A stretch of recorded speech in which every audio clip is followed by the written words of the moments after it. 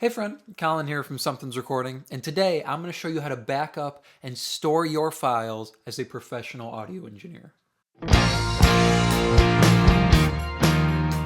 We're going to be looking at how to back up all of your audio files and all your sessions, as well as how to store and organize all your sessions using a couple different pieces of software, as well as talking about a couple external drives that you can use. But before we dive in here, if you're ready to go a little bit deeper into the mixing process in its entirety and really start to hone your workflow as an audio engineer, then I have just the thing for you.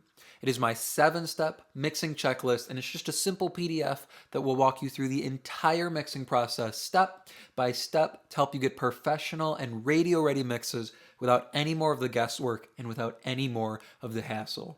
It is a completely free guide, and you can download it below using the link in the video description. Now let's jump in here and get into all the exciting stuff about storing your audio files and backing up your sessions.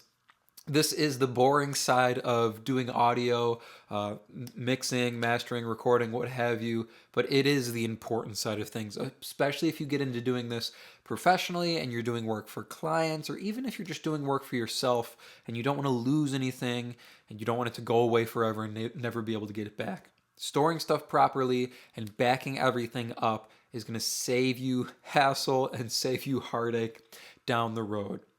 So we'll kind of look at storing stuff first, and then we'll talk about backing things up on the other side of things. So starting with storage, the first thing you want to do is you want to get an external drive to host all of your files on. So I move the actual Studio One folder itself off to an external drive. So Studio One is never looking for files on my actual computer, on my actual Mac here. It's always looking at an external drive that is running all of my Studio One sessions here.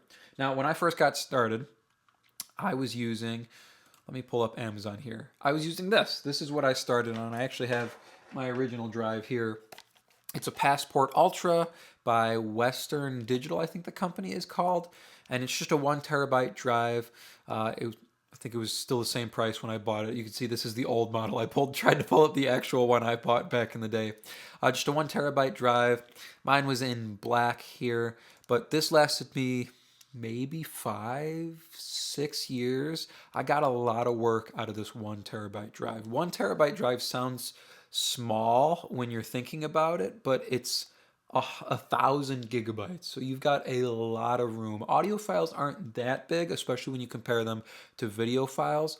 So a 1 terabyte drive, a 1 terabyte external drive is going to go a long way for you as a good starting point. Now, if you don't want to buy something like this, especially because it's the old model here now, and I've never used the newer one, so I can't speak for how reliable or how rugged they are, but what I use for video files at the moment is this guy here. So this is the Glyph Atom.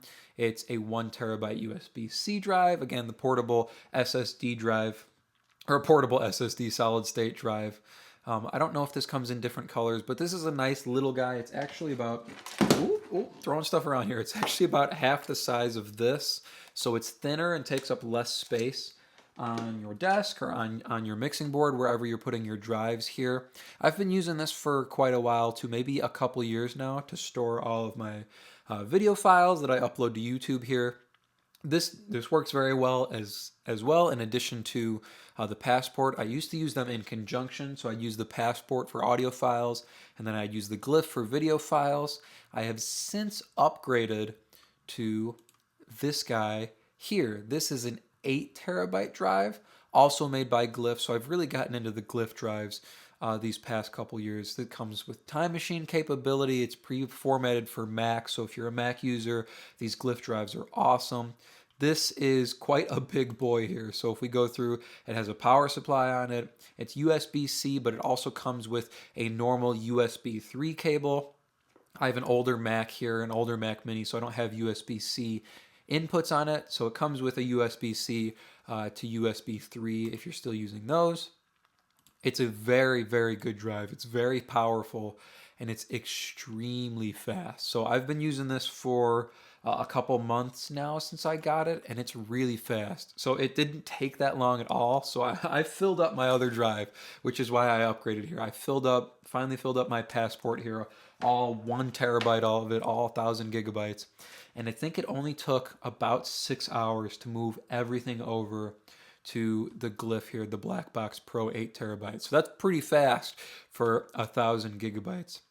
This guy here is going to be my trusty workhorse for quite a while now. So if you're thinking about getting your first external drive, Passports by Western Digital, especially the new ones, are going to do you pretty good to start here.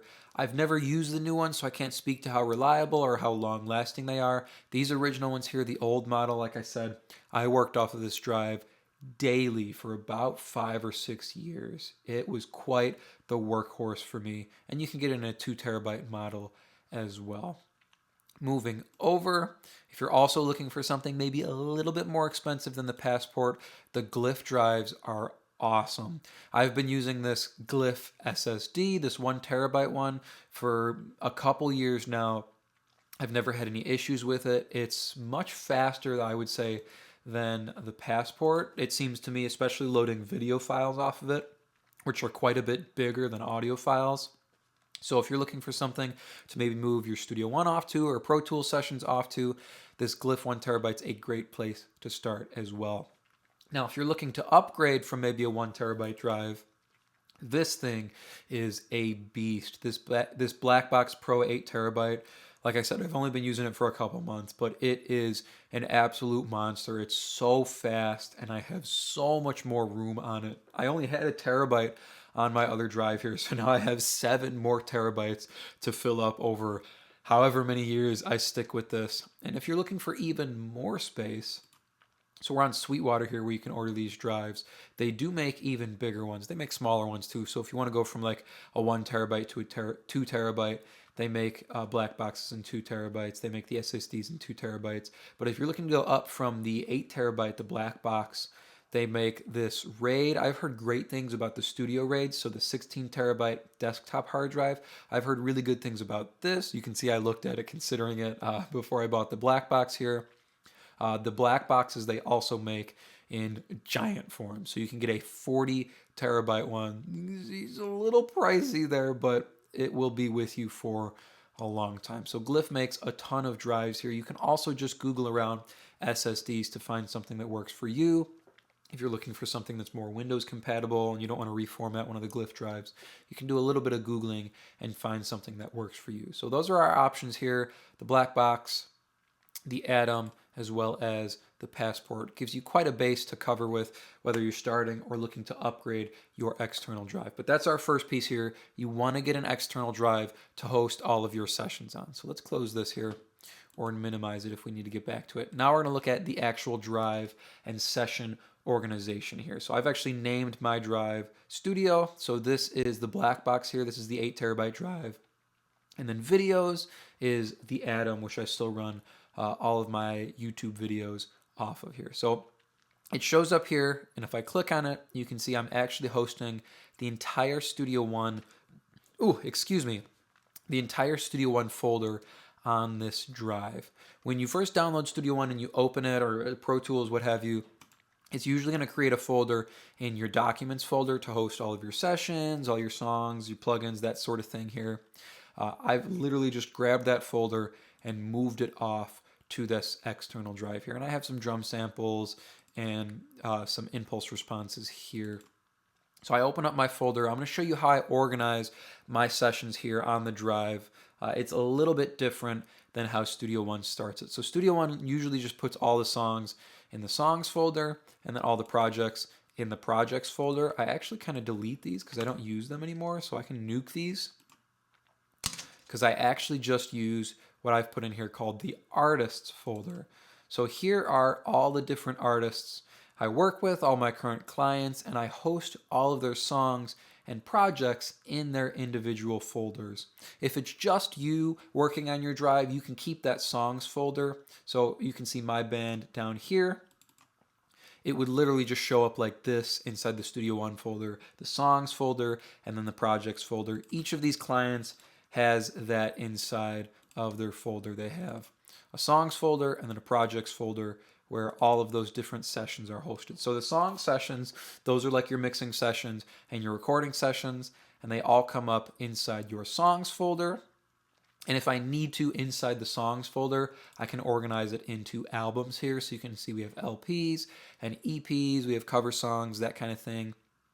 And then moving over to the projects page, it's all just kind of individual mastering projects. So singles, cover songs, and then we have a couple of the EPs and LPs in here. So that's how I'm organizing stuff on the drive. Literally just grabbing that entire Studio One folder and moving it off so it's not hosted on my computer, especially because I have an older computer. If you have a newer computer, if you have one of the Mac Studios or the newer Mac Minis, they are pretty fast and they will be able to hold your stuff on the computer. But even still, moving it off to an external drive, especially something like this Glyph black box that is really, really fast and has a ton of storage, is going to save you a lot of heartache and a lot of struggle down the road.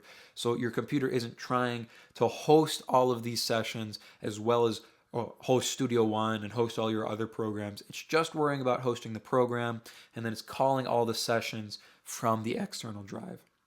So now we've talked about getting the actual external drive, how to organize some of your sessions if you're doing client work, if you're doing professional work, but also if you're just doing stuff for yourself. Long time if you're working at it, you can see this is pretty big even just for my bands folder. A lot of songs, and they go on in the covers folder and the singles folder. It's a ton of songs. So even if you're just doing it for yourself, getting an external drive and getting things organized is going to help you in the long run to be able to find older sessions, to make sure you don't run out of space, and to make sure you don't lose stuff in folders, accidentally delete stuff if you're deleting stuff off your computer to save space. External drive is going to save you heartache down the road and save you struggle down the road as well. Now, taking that a step further, once we've got our external drive, once we've got it organized, you want to get it backed up. This is even more crucial if you're doing this professionally and you're doing client work, to have a backup. But even still, if you're just doing this for yourself, God forbid you have a fire at your house or at your studio, or someone breaks in. I've heard horror stories of, studios getting broken into and people stealing their drives. Like, why would you steal an external drive? That makes no sense. But God forbid you get broken into or your studio burns down and your drives are gone. You're going to lose all of your files unless you have them backed up. A couple options to start with. I used to use Google Drive because I have that professionally hooked up for my email and website and stuff like that. And that gave me 2 terabytes of storage in the cloud to move stuff off to. And I would do that every now and then. But what I actually started using, I think it's because of Joe Gilder and the guys on the Six Figure Home Studio podcast back in the day, was I started using Backblaze here. And it literally schedules stuff to back up. You can pick whichever drives you want. So the only drive I'm backing up is, well, of course, the computer itself, and then the 8 terabyte, the black box that has all my client files, all my band files, all my audio files and sessions. That's what I'm backing up into Backblaze. And this is unlimited storage, and I think I'm paying like $5 a month for it. I probably have the annual subscription, but it's not a lot, to just give you that peace of mind that if something happens, if a drive goes bad, because I've worked with this Passport for a long time, like I said, and I've been using the black box for a couple months now, but I've heard, people use these drives and they go bad. If you unplug them and plug them back in a lot, it kind of shortens their lifespan. So if your drive goes bad, if your computer crashes, your studio burns down, you will still have access to all your files. And Backblaze, excuse me, a lot of B words here with 2 B's in them. Backblaze will send you a USB if you want. You can download them directly from the cloud. They'll send you a drive for a small fee, and then they reimburse you when you send the drive back. But all your files are backed up. You have that peace of mind. You have that safety, and you never have to worry about losing anything.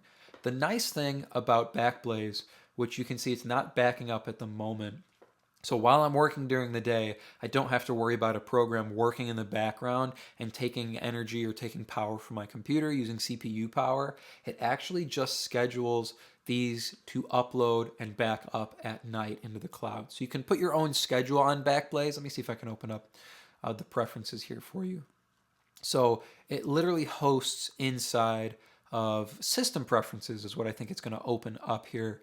So it creates a little icon in your system preferences, and then it hosts the backup inside your system preferences as it backs everything up to the cloud here. Let's see if it'll actually open up my system preferences while I'm running video recording in Studio One and everything else here as well. We'll talk about how to resort your Finder window in Studio One here in a moment as well after we talk about backing up here. But I have it scheduled to back up at night. So I think after midnight, it'll start backing up files into the cloud, and I have it to stop at 7 or 6 a.m. or something here. So here's the little window. It's hosted inside your system preferences if you ever need to find it, if you don't keep it up in your top taskbar here. So if we open up our settings here, you can see it's scheduled to back up once a day. You can schedule a warning if it hasn't backed up for a couple days. You can select your different hard drives to scan and back up here. You can see I did my passport when I had that hooked up here. It's doing my main Mac drive. You can check your performance, your transfer speed, everything like that. But here's the schedule. So it starts at 10 p.m. and it ends at 4 a.m. So I could probably change that to later, maybe like midnight to 7 a.m. or what have you. But that's the schedule. So it backs up once a day. I think there's a couple other options as well. So you can do it continuously if you want it to always happen and try and get everything backed up. It takes a few days to get your drive completely backed up to start. And then it's really, really quick if you just have it on the daily. So if you do a new session that day, it'll back up that session at night. So that's Backblaze there. We'll close out of that. We can keep that open for the moment. So going into Studio One, once you move that folder off to an external drive, you have to change Studio One's preferences so it's looking at that external drive. So if we come up to Studio One and we go to Preferences here, external devices, not external devices, I was thinking external drives. If we go to Locations, you can change all of this stuff here, but under User Data, you want to change where it's looking for songs. So for me, it's looking at volumes, SR Studio, which is my new black box here, and then it's finding the Studio One folder. Usually it's looking in your Documents, Studio One, and Songs folder. You want to change that here so it's looking for your songs, projects, shows, presets, whatever, on your external drive. Otherwise, every time you open Studio One, it'll just recreate that Studio One folder in Documents and look for everything and host everything there. So make sure once you move it over that you resort Studio One so it's looking at that external drive. So all that to say, let's go back. Let's do a review of what we covered here. So step number one is you want to get an external drive to host all your songs, your projects, and all of your sessions and audio files on. Looking on Amazon here, you can get that Western Digital Passport. It's a great place to start for a 1 terabyte drive, especially if you're just working for yourself. This is going to give you a lot of power for a very, very long time. If you want to go something a little bit more advanced, maybe spend a little bit more money, the Glyph Atom, same 1 terabyte space. This is a little bit faster for me, and you can go 500 gigabytes as well if you want something smaller, if you don't need the terabyte. This will give you a little bit more power, and it's something a little bit more reliable. Now, if you are doing this professionally and you want a little bit more space, then definitely check out something like the black box here, 8 terabytes, really, really fast. It's going to give you a ton of storage and a ton of super fast access to that storage. Now, once you have the drive of your choice picked out, make sure you go into your actual DAW and you change your preferences so your DAW is looking at that drive for all your files and it's not continually recreating storage on your actual computer. And then from there, make sure you organize your drive correctly. So you can see here, I have an artists folder, so because I am doing this professionally, I have a bunch of clients, but if you're not, you can literally just use a songs folder or a projects folder and then sort all of your songs and all of your mastering sessions in there. I hope that was helpful for you. I hope it was interesting to see what I'm using here for storage, for backup, for organization, and I hope it gave you some ideas for upgrades or just to kind of get your system in line as you move forward in your career or even just in your hobby. As I mentioned at the beginning of the video here, if you're looking to dive a little bit deeper into the mixing process in its entirety and start leveling up your workflow, then definitely check out the link in the description for my free 7-step mixing checklist. It's going to walk you through the entire mixing process and help you get a more professional and radio-ready mix in less time. Thank you so much for watching here today, and I will see you in the next video.